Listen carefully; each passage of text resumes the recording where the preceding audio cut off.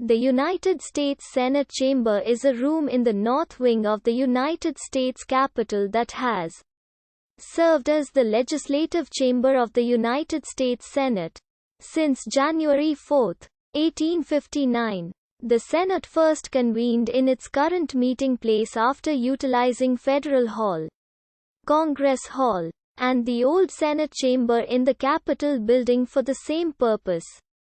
The chamber, designed by then architect of the Capitol Thomas Ustick Walter, is a rectangular two-story room with 100 individual desks, one per senator, on a multi-tiered semicircular platform facing a central rostrum in the front of the room. The Senate floor itself is overlooked on all four sides by a gallery on the second floor. The Senate floor itself is 80 by 113 feet. The Senate convened, beginning in 1790, in a second-floor chamber in Congress Hall in Philadelphia, Pennsylvania, until moving into the old Supreme Court chamber in the Capitol building in 1800. From 1810 to 1859, the Senate utilized the old Senate chamber for legislative functions. During this time, the Senate nearly doubled in size as new states were admitted to the Union. In light of the increased size of both houses of Congress, two new wings were added onto the United States Capitol. Beginning in 1851, the Capitol underwent several expansions including the new wings and their respective chambers, as well as a new dome. In addition to expanding the space available for the Senate's use, the chamber's designers were concerned that the room have acoustical and line-of-sight qualities comparable to those of a theater.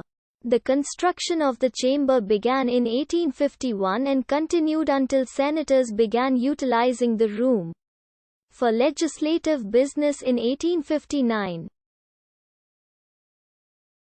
Shortly after beginning to utilize the chamber, however, senators noted the poor acoustic qualities, the sounds created by rain as it hit the glass-paneled ceiling, and uncomfortable drafts of air throughout the room.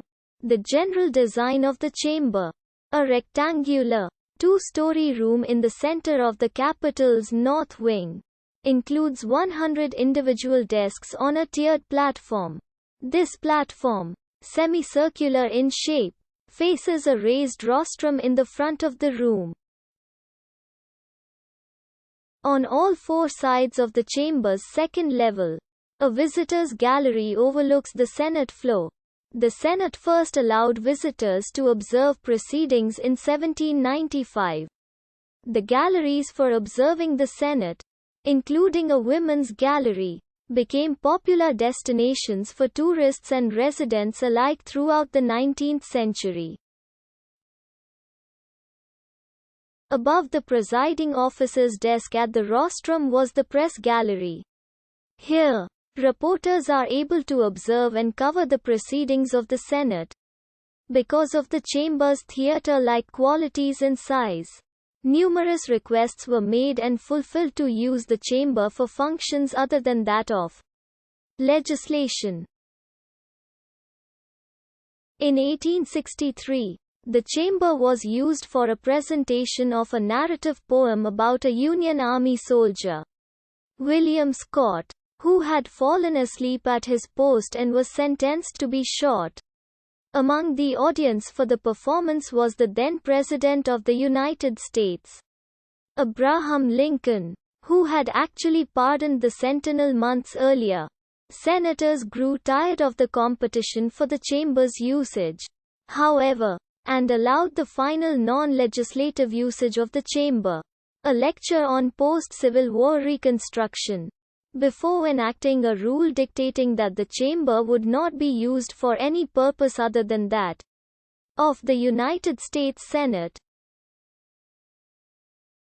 In 1923, practicing physician and former commissioner of the New York City Board of Health Royal Copeland began his first term in the Senate.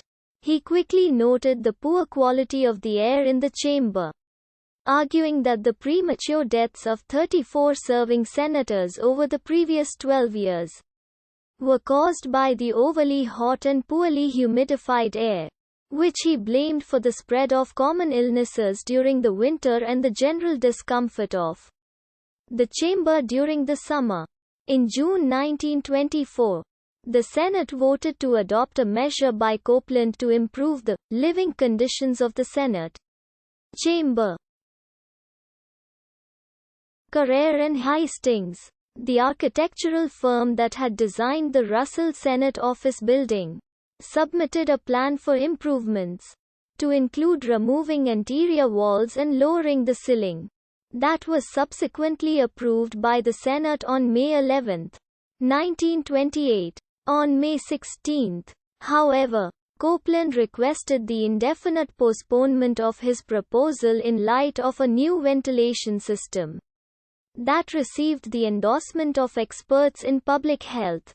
The manufactured weather ventilation system, the Senate's first air conditioning system, was designed by Carrier Corporation and completed in 1929. In 1949-50, the Senate chamber underwent a reconstruction that involved the removal of the skylight and a redesign of the room's walls. In place of the chamber's original cast iron pilasters, newer red Levanto marble pilasters were installed. The wooden rostrum was replaced with a newer, larger version made of marble. The iron and glass ceiling, including Th.